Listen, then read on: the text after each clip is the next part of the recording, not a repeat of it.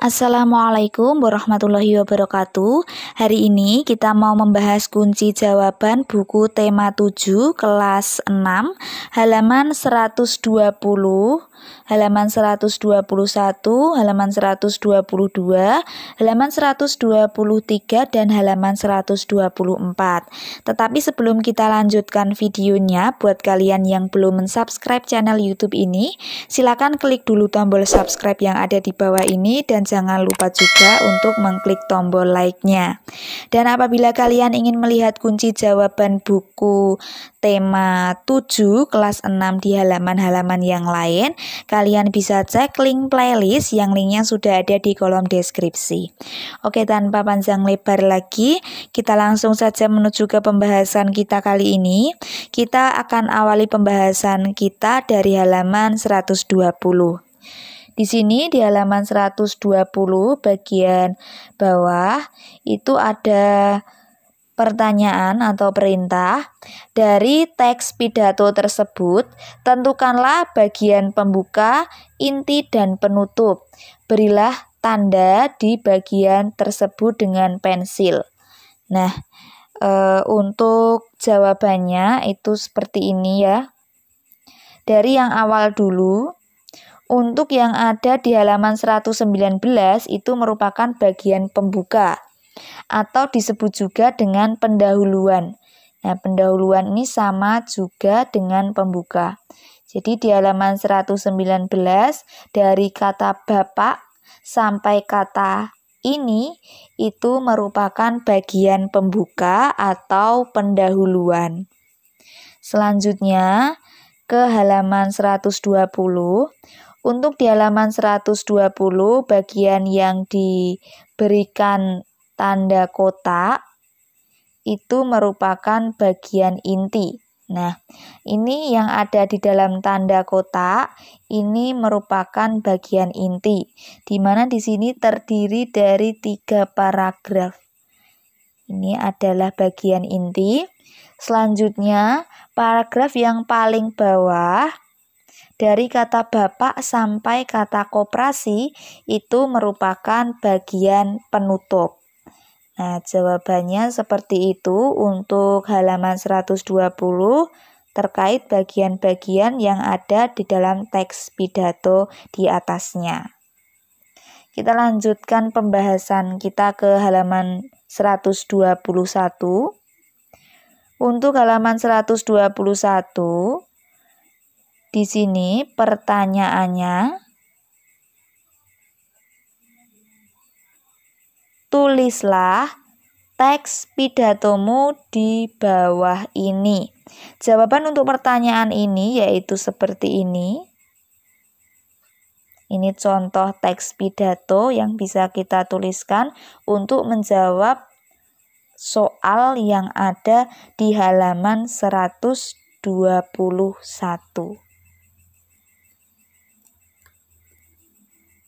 Kita baca teks pidatonya. Assalamualaikum warahmatullahi wabarakatuh. Yang saya hormati teman-teman dan para hadirin semua. Sebenarnya ini tidak usah pakai para ya. Jadi seperti ini aja. Saya ulangi. Assalamualaikum warahmatullahi wabarakatuh. Yang saya hormati teman-teman dan hadirin semua. Hari ini merupakan hari yang bersejarah bagi kita semua. Tanggal 21 April adalah momen yang harus selalu kita syukuri. Kita mengenang perjuangan seorang pahlawan di masa lalu yang berusaha menjadikan perempuan mempunyai hak yang sama dengan kaum laki-laki. Puji syukur marilah senantiasa kita ucapkan kepada Tuhan Yang Maha Esa atas segala karunia dan kesehatan sehingga kita masih dapat memperingati dan memaknai peringatan Hari Kartini tahun ini. Kita semua tahu bahwa sosok R.A. Kartini memang sosok yang sangat mulia. Dengan kesabaran dan keteguhannya, berjuang untuk harkat kaum wanita dan pendidikan Indonesia.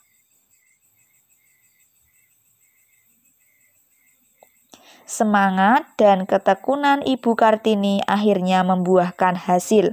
Beliau sukses mendirikan sebuah sekolah wanita dan mengajarkan ilmu pengetahuan dan keterampilan-keterampilan untuk meningkatkan peran wanita. Hari Kartini diperingati setiap tahun. Sebaiknya kegiatan ini bukan hanya sebagai seremonial, namun kita harus memaknai peringatan Hari Kartini.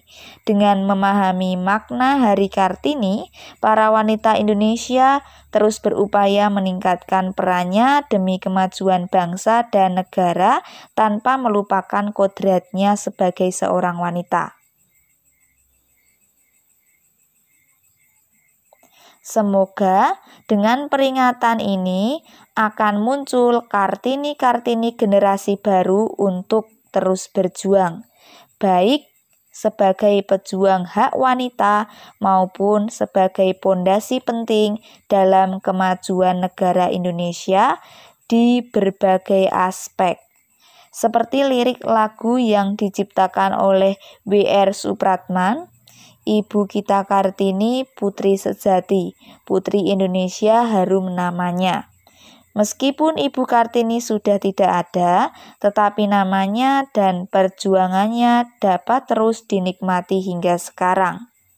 Semoga kita dapat menjaga hasil jerih payah perjuangan Ibu Kartini dan meneruskan perjuangan beliau dalam kehidupan. Sekian pidato dari saya. Mohon maaf jika ada kekurangan dan kesalahan.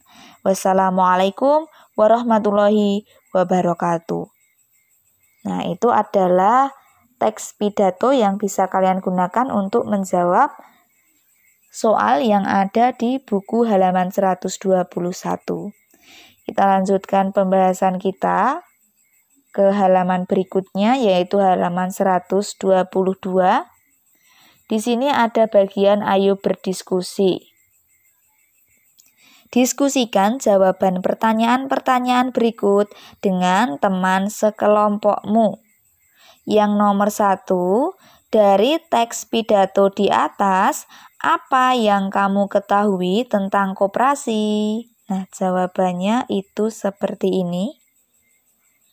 Nomor 1, yang dapat saya ketahui tentang koperasi melalui teks pidato di atas adalah A.